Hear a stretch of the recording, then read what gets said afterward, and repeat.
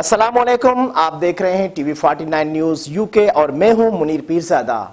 आइए आपको ले चलते हैं आज की खबर की जानिब।